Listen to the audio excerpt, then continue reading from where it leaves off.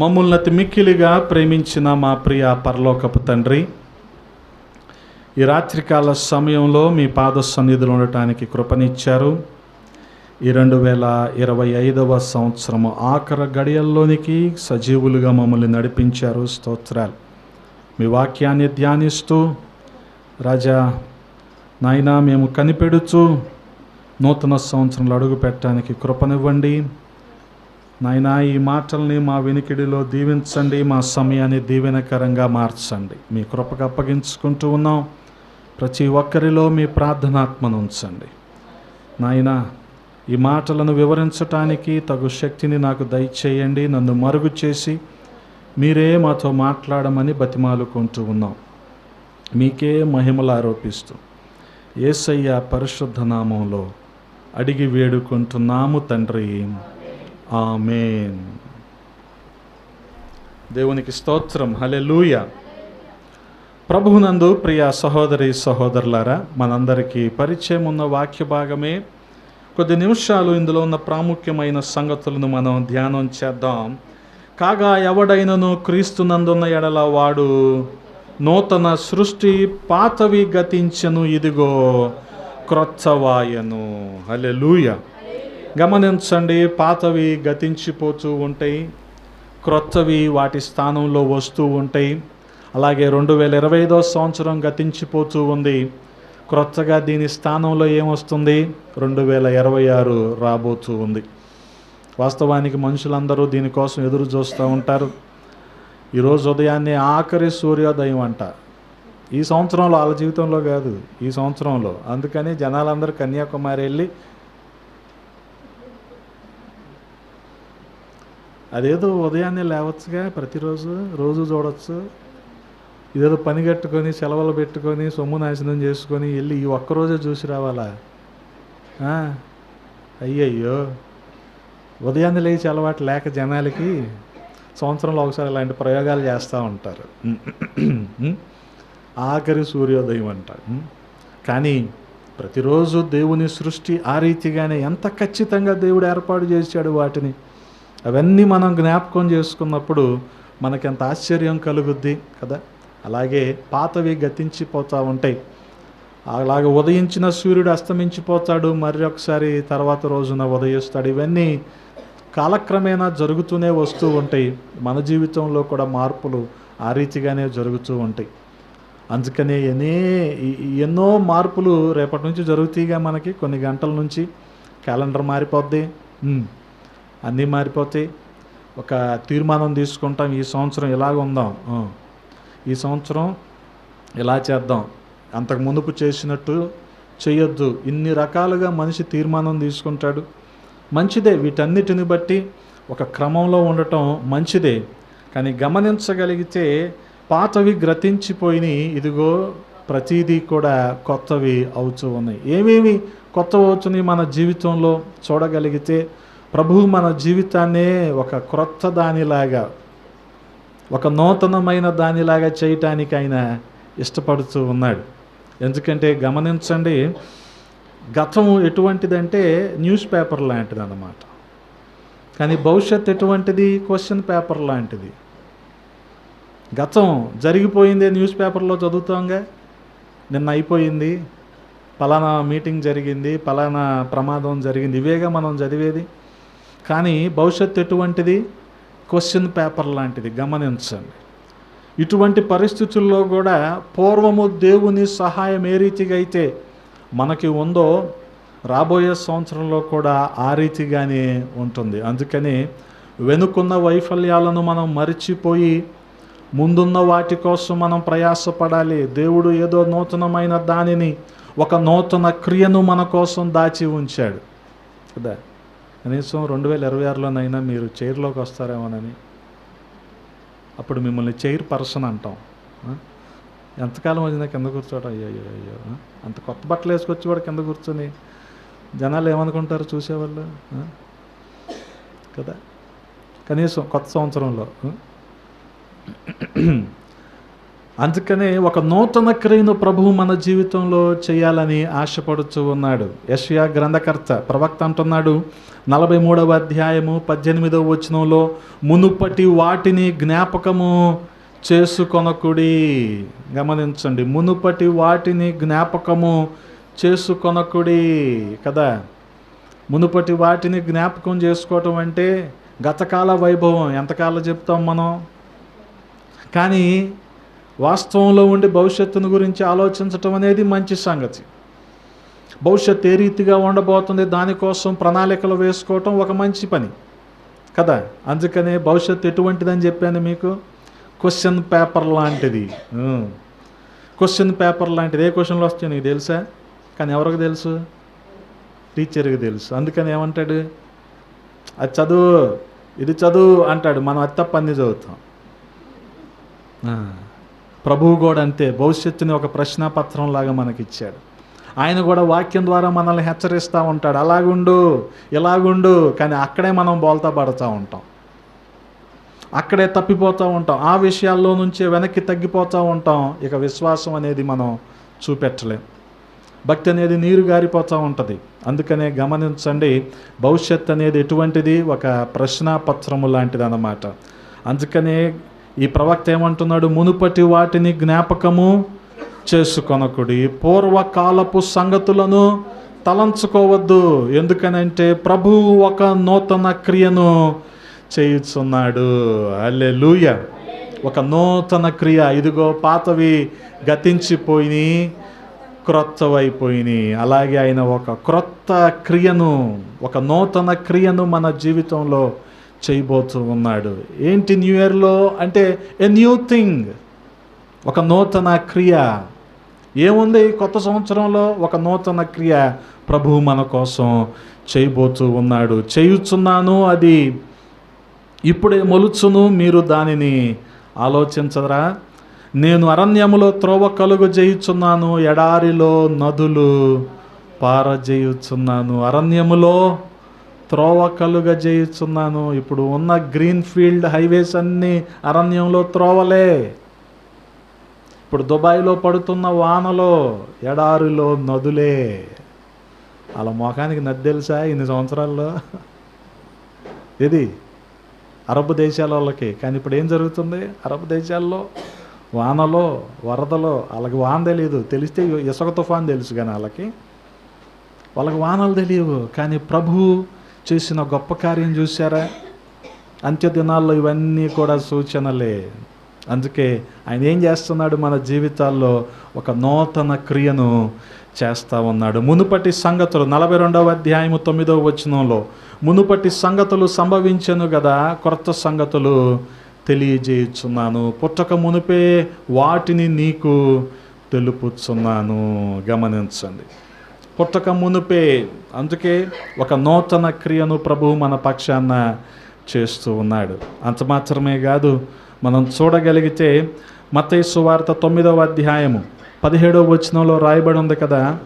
మత్తయి సువార్త 9వ అధ్యాయము 17వ వచనంలో, మరియు పాత తిత్తులలో క్రొత్త ద్రాక్ష రసము పోయరు, పోసిన ఎడల తిత్తులు పిగిలి ద్రాక్షారసము కారిపోవును, తిత్తులు పాడగును. అయితే క్రొత్త ద్రాక్షారసము క్రొత్త తిత్తులలో పోయుదురు, అప్పుడు ఆ రెండును చెడిపోకయుండునని చెప్పెను. గమనించండి, నూతన ద్రాక్షారసం అనేది ప్రభు యొక్క ఆత్మకు, నూతన అభిషేకానికి సూచనగా ఉంది. ఆయన నూతన క్రియను ఎలాగ చేస్తూ ఉన్నాడో నూతన ఆత్మను కూడా మనకు ఇస్తూ ఉన్నాడు. ఏ ఆత్మది? పరిశుద్ధాత్మ. హల్లెలూయా. వివేచించి మనం పసిగట్టడానికి, వివేకము కలిగి నడుచుకోవటానికి ఆయన తన నూతన ఆత్మను మనలో ఉంచుతున్నాడు. దాన్ని బట్టే నూతనమైన అభిషేకం. నూతనమైన అభిషేకము అనగా నూతన అంటే క్రొత్త ద్రాక్షారసము, new wine in a new wine skin కదా. ఏమవుతుంది? పాత తిత్తిలో క్రొత్త ద్రాక్షారసం పోస్తే రెండు కూడా పాడైపోతాయి. ఇంకా వైన్ స్కిన్ దేనికి పనికిరాదు, ఆ తిత్తి దేనికి కూడా పనికిరాదు. అలాగే పాత మనిషిలో క్రొత్త ఆత్మ ఇచ్చాడు అనుకోండి దేవుడు, వాడికి ఆ విలువ తెలియదు. అందుకని మనిషి మారాలి, హృదయం నూతనపరచబడాలి, మనస్సు మారాలి, క్రియలు మారాలి కదా. దీన్ని బట్టే ఆయన తన నూతన ఆత్మను మనలో ఉంచుతాడు, నూతన అభిషేకాన్ని మనం పొందుకుంటూ ఉంటాం. వాస్తవానికి చాలా పెద్ద పెద్ద క్రూసేడ్స్లో పేరు పొందిన దైవజనులు కొంతమంది పేర్లు పిలుస్తూ ఉంటారు కదా, ఫలానా వాళ్ళని స్టేజ్ మీదకి రమ్మని పిలుస్తూ ఉంటారు కదా. వాళ్ళు అంటారు, ఆయన ప్రార్థన చేశాక మాకు అభిషేకం వచ్చింది, మాకు నూతన ఆత్మ వచ్చింది అంటారు. అప్పుడు నువ్వు కూడా నూతనమైన వ్యక్తిలాగా ఉంటేనే అది సాధ్యపడుద్ది. ఆ ఆత్మ అభిషేకం అది కొనసాగుతూ ఉంటుంది. అలా కాకుండా మళ్ళీ యథాస్థితిలోకి మన ప్రవర్తన వెళ్ళిపోయింది అనుకోండి, వారు ప్రార్థించినా ఉపయోగం ఉండదు. ఇక వారు నీ పేరు పిలిచి నీ గురించి ప్రవచనం చెప్పినా ఉపయోగం ఉండదు నువ్వు మారకపోతే. అందుకే చాలా జాగ్రత్తగా ఉండాలి ఈ విషయంలో. మనల్ని మనము ప్రభువు కొరకు సిద్ధపరుచుకున్నప్పుడు ఆయన ఏం చేస్తాడు? తన ఆత్మ చేత నింపుతాడు. క్రొత్త ద్రాక్ష రసాన్ని, అంటే నూతన ఆత్మను, అభిషేకాన్ని ఆయన మనకు అందిస్తాడు. హల్లెలూయా. అందుకే గమనించండి, 16వ వచనంలో కూడా పాతది క్రొత్తది తేడా ఎంత స్పష్టంగా ఆయన మనకి బోధిస్తున్నాడు. ఎవడును పాత బట్టకు కొత్త మాసిక వేయడు కదా. వేసిన ఎడల మాసిక బట్టను వెలితిపరచును, చినుగు మరీ కదా. చాలామంది ఏంటంటే ఈస్టర్కి ఇచ్చేస్తున్నారో బాప్తీసం, జనవరి 1వ తారీఖు బాప్తీసం ఇచ్చేస్తున్నారని చెప్పేసి మునిగిపోతూ ఉంటారు. కానీ అది ఎటువంటిది? పాత బట్టకు క్రొత్త మాసిక వేయటం అనేది. వీళ్ళు మారకుండా బాప్తీసం పేరుతో మునిగిపోవటం అనేది చాలా పొరపాటు, గమనించండి. అందుకే చాలా స్పష్టంగా ఈ విషయాలు మనం అర్థం చేసుకోవాలి. ఎప్పుడైతే ప్రభువు మన జీవితాల్లో నూతన క్రియను చేసేవాడిగా ఉన్నారో, అలాగే ఆయన మనకు నూతన ఆత్మను, నూతన అభిషేకాన్ని ఆయన ఇచ్చేవాడిగా ఉన్నాడు. హల్లెలూయా. అంత మాత్రమే కాదు, మనం చూడగలిగితే ఆ యెషయా గ్రంథంలోనే 62వ అధ్యాయము 2వ వచనాన్ని చదువుతూ ఉన్నాను. యెషయా గ్రంథం 62:2. జనములు నీ నీతిని కనుగొనుచు, రాజులందరూ నీ మహిమను చూచెదరు. యెహోవా నియమింపబోవు క్రొత్త పేరు నీకు, నూతన క్రియ, నూతన అభిషేకము, ఇప్పుడు ఒక నూతన పేరు, ఒక క్రొత్త పేరు. హల్లెలూయా. తర్వాత 4వ వచనాన్ని చదువుదామా? విడువబడిన దానివని ఇక మీదట నీవు అనబడవు, పాడైనదని ఇకను నీ దేశమును గూర్చి చెప్పబడదు. హెప్సిబా అని నీకును, బ్యోలా అని నీ భూమికిని క్రొత్త పేర్లు ఇవి. హెప్సిబా అంటే ప్రభువుకి ఇష్టురాలు, దేవునికి ఇష్టురాలు అని అర్థం. అలాగే బ్యోలా అంటే వివాహిత లేదా పవిత్రమైనది. గమనించండి, ఆ రీతిగా దేవుడు ఎటువంటి పేర్లు పెట్టాడు? అరణ్యంగా మారిపోయిన, ఎడారిగా మారిపోయిన వారికి ఇటువంటి క్రొత్త పేర్లను ప్రభువు ఇచ్చినట్లుగా మనం చూస్తూ ఉన్నాం. హల్లెలూయా.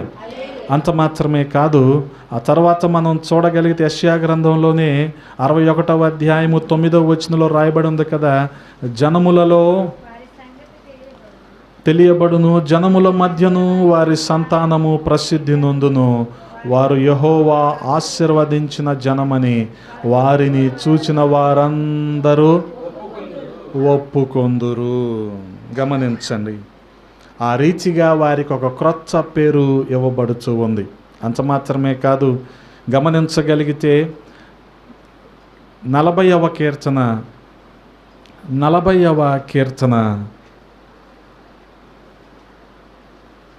3వ చరణాన్ని చదువుతూ ఉన్నాను. తనకు స్తోత్ర రూపమగు క్రొత్త గీతమును మన దేవుడు నా నోట ఉంచెను, అనేకులు దాన్ని చూచి భయభక్తులు కలిగి యెహోవా యందు నమ్మికయుంచెదరు. తనకు స్తోత్ర రూపమగు క్రొత్త గీతము, ఒక నూతన క్రియ, నూతన పేరు, నూతన అభిషేకము లేదా నూతన ద్రాక్షారసము, ఇప్పుడు ఒక నూతన గీతము. హల్లెలూయా. అందుకేగా 31వ తారీఖు డబ్బులు ఉన్న వాళ్ళందరూ ఏం చేస్తారు? ఒక కొత్త పాట, కమలాకర్ చేత పాట. పాటకి ఎంత ఖర్చు అవుద్దో తెలుసా? 20 లక్షలు. అది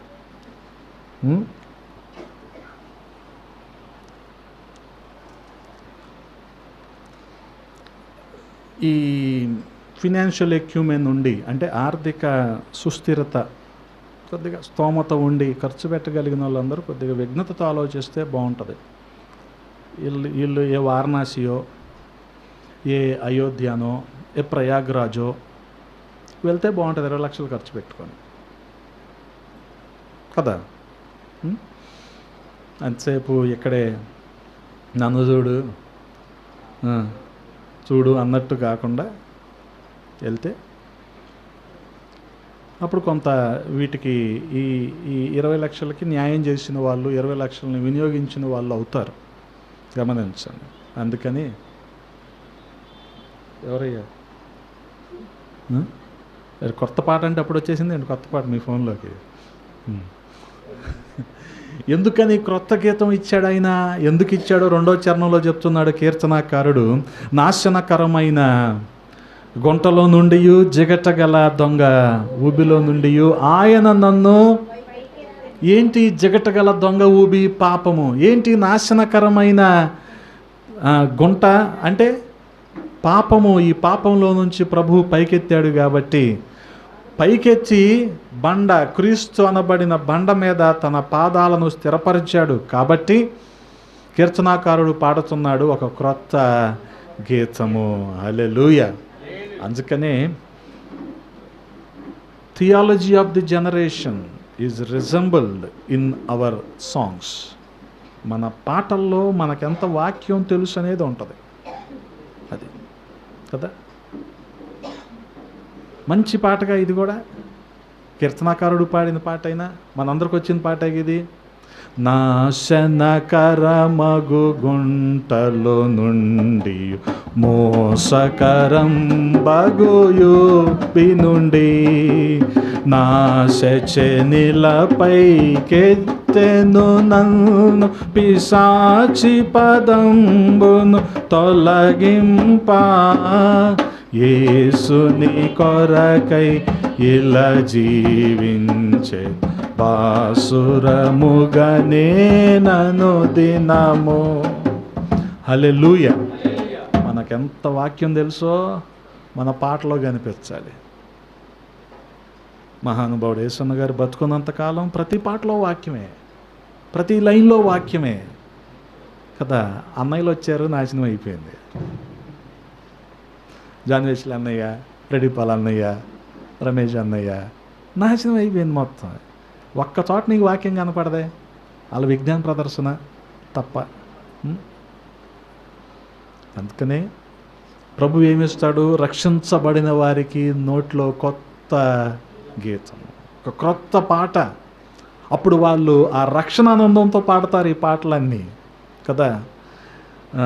చాలా సందర్భాల్లో పాటలు ఎదుటివారిని ఉద్రేకపరచడానికి కాకుండా ఉజ్జీవింపజేయటానికి అన్న లక్ష్యంతో మనం పాడినప్పుడు ఉపయోగకరంగా ఉంటుంది. గమనించండి. అందుకనే తనకు స్తోత్ర రూపమగు క్రొత్త గీతమును మన దేవుడు నా నోట ఉంచెను. మన దేవుడు నా నోట ఉంచెను. విమోచించబడిన వారు, పాపం నుంచి రక్షించబడిన వారు, వారు పాడే పాట. హల్లెలూయా. ఒక క్రొత్త పాట కదా. ఒక నూతన క్రియ, ఇంకా నూతన అభిషేకము, నూతన పేరు, ఇంకా నూతన పాట కూడా, ఒక న్యూ సాంగ్ మనకి. మనకంటే మనమే రికార్డ్ చేయలేదులేండి. నేను రికార్డ్ చేసింది ఒకటి వచ్చిందిగా మధ్యాహ్నం, పాట వచ్చిందా? బాగుందా? దానికేం ఖర్చులు అవ్వలేదు, ఫ్రీ. మనదంతా ఫ్రీనే. అందుకనే గమనించండి, 98వ కీర్తనలో కూడా మొదటి చరణంలో అంటున్నాడు కదా కీర్తనకారుడు, యెహోవా ఆశ్చర్య కార్యములు చేసి ఉన్నాడు, ఆయనను గూర్చి క్రొత్త కీర్తన పాడుడి. హల్లెలూయా. ఎందుకు పాడాలి? ఆయన ఆశ్చర్య కార్యాలు చేశాడు, ఆయన అద్భుతాలు చేశాడు. ఏంటి అద్భుతం అంటే పాపాల నుంచి విడుదల, నాశనకరమైన గుంట నుంచి, జిగటగల దొంగ ఊబి నుంచి ఆయన పైకెచ్చాడు. కనుక ఆ రక్షణానందంతో మనము పాట పాడాలి. 2వ చరణంలో ఏమంటున్నాడు? 98:2, యెహోవా తన రక్షణను వెల్లడి చేసి ఉన్నాడు, అన్యజనుల ఎదుట తన నీతిని బయలుపరిచి ఉన్నాడు కదా. అన్యజనుల ఎదుట తన నీతిని బయలుపరిచి ఉన్నాడు. ఒక క్రొత్త గీతము, న్యూ సాంగ్. ఇంకోటి గమనించగలిగితే, పాతవి గతించిపోయినాయి, క్రొత్తవైనవి కదా. 40వ అధ్యాయము యెషయా గ్రంథము 40వ అధ్యాయము 29వ వచనాన్ని చదువుతూ ఉన్నాను. గమనించండి. సొమ్మసిల్లిన వారికి బలమిచ్చువాడు ఆయనే, శక్తిహీనులకు బలాభివృద్ధి కలుగజేయువాడు ఆయనే. 31వ వచనంలోకి వచ్చేద్దాం. యెహోవా కొరకు ఎదురు చూచువారు నూతన బలము పొందుదురు, వారు పక్షిరాజు వలె రెక్కలు చాపి పైకెగురుదురు, అలయక సొమ్మసిల్లక. గమనించండి, యెహోవా కొరకు ఎదురు చూసేవారికి ఆయన ఏమిస్తున్నాడు? నూతన బలము, న్యూ స్ట్రెంగ్త్. ఎటువంటి బలం ఇది? నూతన బలం, రాక్షస బలం కాదు, నూతన బలం. దేనికోసం? అలయకుండా పరగెత్తటం కోసం కదా. ఇంకా సొమ్మసిల్లకుండా నడిచిపోవటం కోసం, పక్షిరాజులాగా రెక్కలు చాపి పైకి ఎగరటం కోసం కదా. అందుకనే గమనించండి, మేఘాల కంటే పైగా ఈ పక్షిరాజు అంటే గ్రద్దల్లోనే చాలా పెద్ద వయసు ఉన్నది, ఎగురుతూ ఉంటుంది. అది రెక్కలు చాపి ఉంచదంతే, సోరింగ్ అంతే, నాట్ ఫ్లయింగ్. అది చాపి ఉంచితే అలాగే వెళ్ళిపోతూ ఉంటుంది. నూతన బలం పొందుకున్న వారు కూడా అంతే. గమనించండి, శారీరకంగా బలహీనతలు ఉండొచ్చేమో కానీ అంతరంగ పురుషుడు మాత్రం బలంగా ఉంటాడు. చాలామంది సేవకులకి షుగరే, కానీ వాళ్ళు వర్తమానం మొదలెడితే గంటకు వదిలిపెట్టరుగా. మరేంటది కదా. ఎందుకని? నూతన బలము దేవుడు వారికి ఇచ్చాడు. గమనించండి, అలాగే నూతన బలము కదా. ఇంకా విలాపవాక్యములు 3వ అధ్యాయము, విలాపవాక్యములు 3వ అధ్యాయము 22వ వచనంలో మనం చూడగలిగితే, యెహోవా కృపగలవాడు, ఆయన వాత్సల్యత ఎడతెగక నిలుచుచున్నది గనుక మనము నిర్మూలము కాకున్న వారము, అనుదినము నూతనముగా ఆయనకు వాత్సల్యత పుట్టుచున్నది. నూతనమైన వాత్సల్యము, నూతనమైన దయ పుడుతూ ఉంది. గమనించండి, ఆయనకు మన మీద దయ కలుగుతూ ఉంది. అయ్యో వీరు నా మాట వింటలేదే, వాక్యానికి వ్యతిరేకంగా జీవిస్తూ ఉన్నారే అని ఆయనకు అనిపించినా సరే మన మీద ఏం కలుగుతూ ఉంది? ఆయనకి దయ కలుగుతూ ఉంది. అందుకని ఆ నూతనమైన దయను బట్టి ప్రతి ఒక్కరిని కూడా ఆయన కనికరిస్తూ ఉన్నాడు. కనికరించి కృప చూపి ఆయుష్ను పొడిగిస్తూ ఉన్నాడు. గమనించండి, ఎందుకనంటే ఏ వ్యక్తి అయినా తను ఈ భూలోకానికి పంపబడిన లక్ష్యము పూర్తయిందనుకోండి, ప్రభు ఖచ్చితంగా వారిని పిలుచుకుంటాడు. అది ఖచ్చితంగా జరుగుద్ది అన్నమాట. ఇంకా ఉన్నారు జనాలు 80-70 వచ్చినంటే ఇంకా వారి ద్వారా దేవుడు ఏదో జరిగించాలని ఇంకా వారిని ఉంచాడు. వారి పట్ల ఏదో గొప్ప ప్రణాళిక ఉంది కాబట్టి వారిని ఉంచాడు. మీరు ఎప్పుడైనా చరిత్రలో చూడండి, మహానుభావులందరూ, తత్వవేత్తలందరూ 30 ఏళ్ళకి వెళ్ళిపోయారు. వాళ్ళు 80లో 70లో బతకలేదు వాళ్ళు కదా. వాళ్ళు 40లో ఇన్సూరెన్స్ కట్టి, టర్మ్ పాలసీలు కట్టి, 70లో ఆపరేషన్లు చేయించుకోలేదు వాళ్ళు. మోకాళ్ళ ఆపరేషను, కీళ్ళ మార్పిడి కదా, గుండె మార్పిడి అలాంటివి చేయించుకోలేదు వాళ్ళు. 30కే ఎందుకనంటే వారు వచ్చిన ఆ పర్పస్ నెరవేరిందంటే, ఆ ఉద్దేశం నెరవేరింది, ప్రభువు వారిని పిలుచుకున్నాడు. అందుకే గమనించండి, దేవునికి మన మీద ఏం కలుగుతూ ఉంది? నూతనమైన వాత్సల్యము కదా. ప్రతిరోజు కూడా దయ కలుగుతూ ఉంది. అందుకని ఆయన ఎంతైనా నమ్మదగినవాడు. హల్లెలూయా. ఎంతైనా నమ్మదగినవాడు ఆయన. గమనించండి. అందుకని 103వ కీర్తన 4వ చరణంలో కూడా రాయబడి ఉంది కదా, సమాధిలో నుండి నీ ప్రాణమును విమోచించుచున్నాడు, కరుణా కటాక్షములను నీకు కిరీటముగా ఉంచుచున్నాడు. గమనించండి, కరుణా కటాక్షములు, దయా వాత్సల్యము కదా. అందుకనే హెబ్రీలకు రాసిన పత్రికలో కూడా ఉంటుంది, 8వ అధ్యాయము 12వ వచనంలో, నేను వారి దోషముల విషయమై దయగలిగి వారి పాపములను ఇకను ఎన్నడును జ్ఞాపకము చేసుకొననని ప్రభువు సెలవిచ్చుచున్నాడు. అందుకని న్యూ మర్సీ, నూతనమైన దయ. అలాగే మనం చూడగలిగితే వీటన్నిటి మీదట ఆయన నూతనమైన హృదయాన్ని కూడా ఆయన ఈ నూతన సంవత్సరంలో ఇవ్వబోతూ ఉన్నాడు. ఎందుకనంటే హృదయాన్ని బట్టే ఆలోచనలు బట్టే క్రియలు. కాబట్టి ఆయన హృదయాన్ని మనకు నూతనంగా ఇవ్వబోతూ ఉన్నాడు. రాతి హృదయాన్ని తీసివేసి మాంసపు హృదయాన్ని ఆయన మనకు ఇవ్వబోతూ ఉన్నాడు. గమనించండి, యెహెజ్కేలు గ్రంథం 36వ అధ్యాయం 26వ వచనంలో మనం చూడగలిగితే, నూతన హృదయము మీకు ఇచ్చేదను, నూతన స్వభావము మీకు కలుగజేసేదను. రాతి గుండె, స్టోనీ హార్ట్ తీసేసి మాంసపు గుండెను ఆయన ఇస్తాడు. ఎందుకు?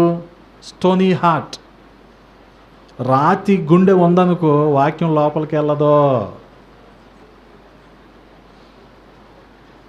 విత్తేవాడు విత్తనాలు విత్తుకుంటూ వెళ్ళిపోతున్నాడా? మత్తయి సువార్త 13వ అధ్యాయంలో కొన్ని విత్తనాలు ఎక్కడ పడినాయి? రాతి నేల మీద పడిని. అక్కడ మన్ను లేదు కాబట్టి అవి ఫలించలేదు. అందుకనే ప్రతి ఆదివారం 10% మంది మొహం మార్చుకుని వెళ్ళిపోతారు మందిరాల్లో నుంచి. ఎందుకు? రాతి హృదయం వాక్యం లోపలికి వెళ్ళలేదు. అది వెళ్తే ఏం జరగాలి? నూతన క్రియ జరగాలి. ఇది పాత హృదయమే. ఇది రోజుకు 4 సీరియళ్ళు చూసిన హృదయం ఇది. అందుకని ఏమైపోయింది? అది రాతి గుండె అయిపోయింది. అక్కడ చూసిన ఏమంటారు, ఆ పంచాయతీలని ఇళ్లలో పెడదామంటే కుదరదు, చాలా జాగ్రత్తగా ఉండాలి. అవి ఎక్కడికే సరిపోతాయి, ఆ లైటింగ్, ఆ ఫిల్టర్స్ అన్నీ. మళ్ళీ మన ఇల్లు 22 వోల్ట్స్ లైట్లు పనిచేస్తాయండి, అంతేగాని వాళ్ళకి అంత బ్రైట్గా మనకు ఉండదు. అందుకని అవన్నీ చూసి జనాలు ఏమైపోతారు? ఇంకా వాక్యం వెళ్ళదు లోపలికి. అందుకని ఈ నూతన సంవత్సరంలో ఆయన ఏమిస్తున్నాడు? మనకి నూతన హృదయాన్ని ఇస్తున్నాడు. దాన్ని బట్టి ఏమవుతుంది? మనకి నూతన స్వభావం కలుగజేయబడుతుంది. నూతన స్వభావం. ఎందుకనంటే రాతి గుండె ఆయన తీసేసి ఏమిస్తున్నాడు? ఆయన మాంసపు గుండెను ఆయన ఇస్తున్నాడు. నా ఆత్మ మీ యందుంచి నా కట్టడలను అనుసరించు వారిని గాను, నా విధులను గైకొను వారిని గాను మిమ్మును చేసేదను. గమనించండి. అందుకే యెహెజ్కేలు గ్రంథంలోనే 11వ అధ్యాయము 19వ వచనంలో కూడా రాయబడి ఉందిగా, వారు నా కట్టడలను నా విధులను అనుసరించి గైకొనున్నట్లు నేను వారి శరీరములలో నుండి రాతి గుండెను తీసివేసి వారికి మాంసపు గుండెను ఇచ్చి వారికి ఏక మనస్సు కలుగజేసి వారి యందు నూతన ఆత్మ. గమనించండి, నూతన ఆత్మ. దీని అంతటికి మూలం ఎక్కడుంది? నూతన హృదయం ఉంటేనే. ఒక క్రొత్త స్వరూపము, క్రొత్త ఆలోచనలు. ఈ మాంసపు గుండె స్థానంలో, ఈ రాతి గుండె స్థానంలో ఏమొస్తుంది? మాంసపు గుండె. దాన్ని బట్టే దేవుని కట్టడలను, ఆయన విధులను మనం అనుసరించే వాళ్ళంగా ఉంటాం. గమనించండి. అందుకని మనకి ఈ నూతన సంవత్సరంలో ఏం రావాలంటే నూతన స్వభావము రావాలి.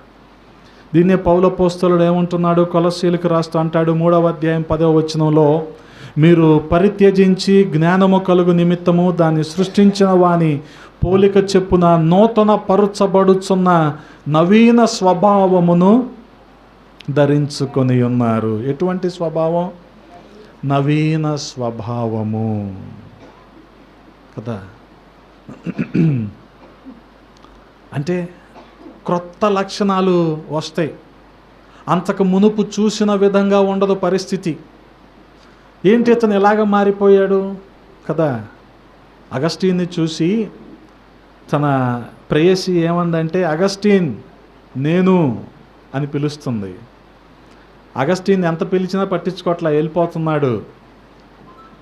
అట్లీస్ట్ నేనని చెప్తే వెనక్కి తిరుగుతాడేమోనని ఐ ఆమ్ షీ అంటుంది. You may be she but I'm not he అంటున్నాడు అతను. నువ్వు ఆమె కావచ్చు, నేను అంతకుముందు ఉన్న పాత అగస్టీన్ని కాదు, నీతో పాపం చేసిన పాత అగస్టీన్ని కాదు, నేను మారిపోయాను. అందుకని అగస్టీన్ కాస్త ఏమైపోయాడు? సెయింట్ అగస్టీన్ అయిపోయాడు. ఆ స్కూల్ పేరేంటి? సెయింట్ తెరీసానా? సెయింట్ అగస్టీన్ కదా. అమరావతి బస్ స్టాండ్ పక్కన ఉంటుంది సెయింట్ అగస్టీన్. అగస్టీన్ సెయింట్ అగస్టీన్గా మారిపోయాడు. ఎందుకని? స్వభావం మారిపోయింది. బహుశా తల్లి ఎంత గద్దించినా సరే రాతి గుండెతో ఉండిపోయాడు కాబట్టి, మాంసపు గుండె లేదు కాబట్టి అలాగే వ్యభిచారంలో కంటిన్యూ అయిపోయేవాడు. కానీ ఇప్పుడు ఏమైపోయింది? తల్లి ప్రార్థనను బట్టి మారాడు. ఈ రోజుల్లో కూడా అటువంటి తల్లి అటువంటి కుమారుణ్ణి తన ప్రార్థన ద్వారా మార్చుంటే పోస్టర్లు ఉంటాయి. కానూరు సెంటర్ నుంచి కోనేరు సెంటర్ వరకు పోస్టర్లు, పెద్ద బైబిల్, పెద్ద ముసుగు. తల్లికి, మారినోడికి కాదు. ఈ రోజుల్లో పబ్లిసిటీ అలా నడుస్తుంది, దుర్మార్గం నడుస్తుంది. అటువంటి స్వార్థపరులు తయారైపోయారు ఈ రోజున. దేవుడు మన నుంచి కోరుకునేది అది కాదు కదా. నువ్వు చెప్పకపోయినా తెలుస్తుందండి. టు బి ఫ్రాంక్, నువ్వు మారావని చెప్పుకోని అవసరంలా కదా. నువ్వు మారావని చెప్పుకోని అవసరంలా.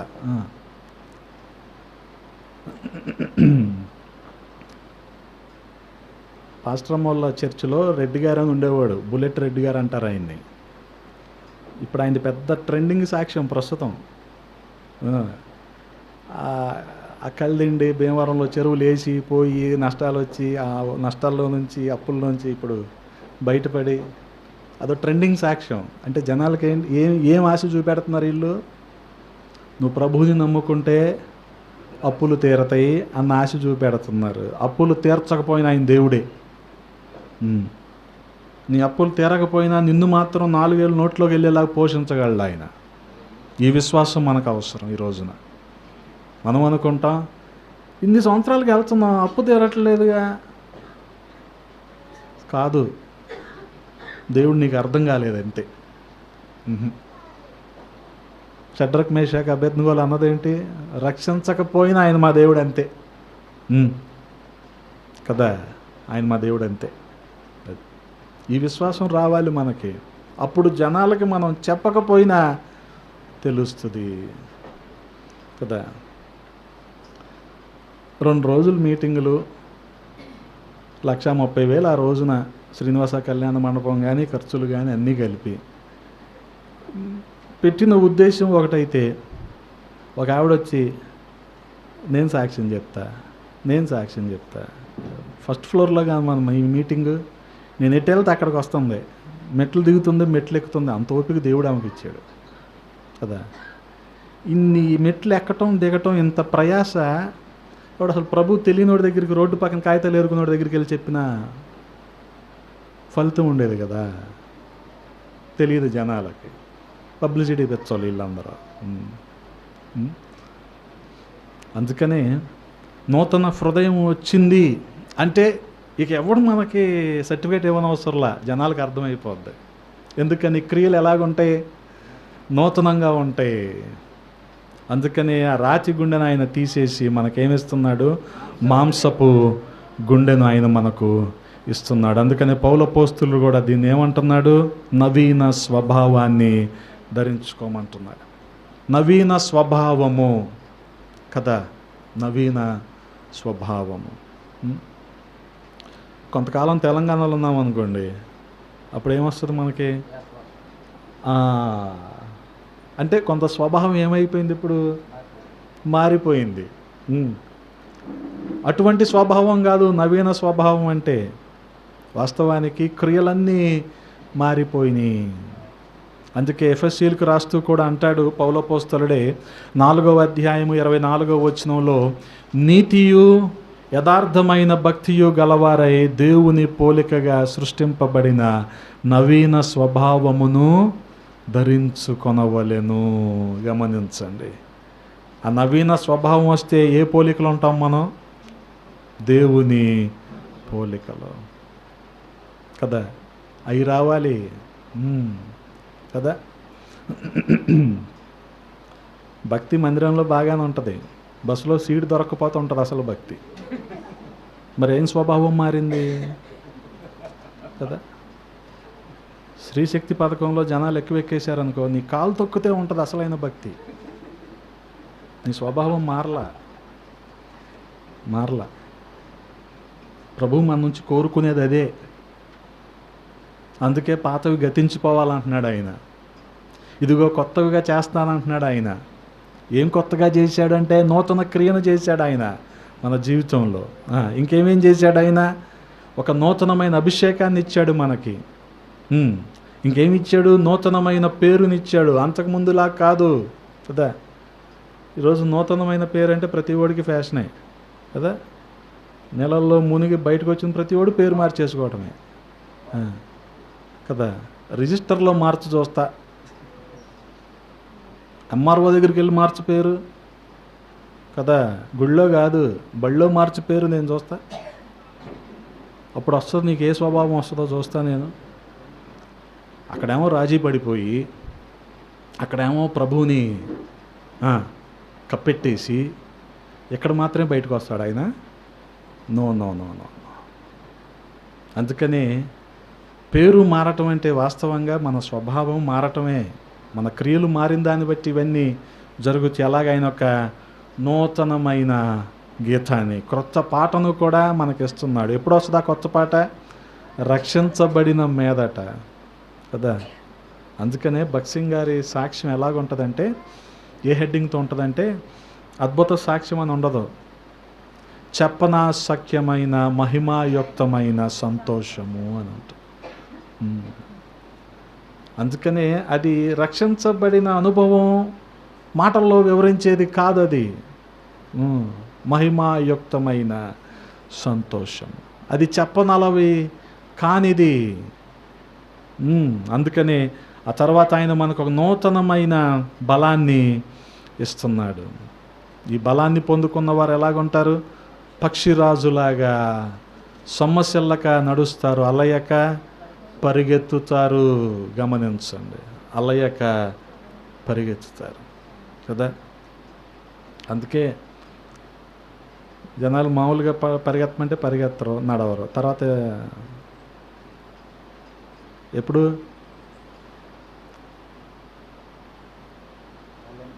50 దాటాక ఖచ్చితంగా ఫిజికల్ ఎక్సర్సైజ్ లేకపోతే డాక్టర్ ఏమంటాడు? పలానా తినొద్దు, పలానా చెయ్యొద్దు అంటాడు కదా. అప్పుడు ఇంకా చచ్చినట్టు చేయాలి. అంతకుముందు వరకు రెస్ట్, తర్వాత నో రెస్ట్ కదా. ఆ బలం కదా ఆయన చెప్పేది, నూతనమైన బలము. శారీరకంగా బలహీనతలు ఉన్నప్పటికీ ప్రభు కొరకు నిలబడగలిగే నూతనమైన బలము. హల్లెలూయా. అంత మాత్రమే కాదు, నూతన దయను, అనుదినము ఆయన వాత్సల్యత మన మీద చూపెడుతూ ఉన్నాడు. అలాగే నూతనమైన హృదయాన్ని ఆయన మనకు ఇస్తూ ఉన్నాడు. గమనించండి, ఇన్ని నూతనమైన వాటిని ప్రభువు మనకు వాగ్దానం చేశాడు. ఎప్పుడు? మనము ప్రభువులో ఉంటే. అందుకనే కాగా ఎవడైనను క్రీస్తు నందున్న ఎడల వాడు నూతన సృష్టి, పాతవి గతించెను, ఇదిగో క్రొత్తవాయను. గమనించండి, పాతవి గతించిపోవాలి. ఇప్పుడు 2025 సంవత్సరం క్యాలెండరు గతించిపోయింది. క్యాలెండరు మారటం కాదు, క్యారెక్టరు మారాలి కదా. క్యారెక్టర్ ఎక్కటం కాదు, క్యారెక్టర్ మారాలని చెప్తున్నాం.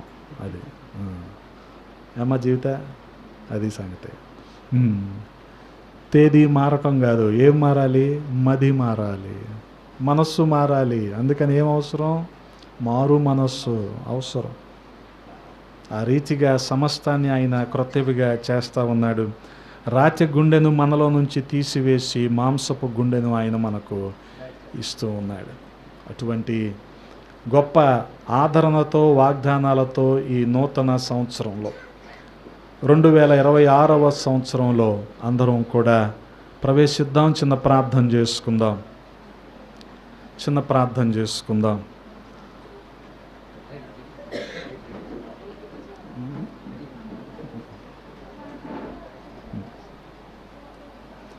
ప్రార్థన చేసుకుందాం. ప్రతి ఒక్కరము కూడా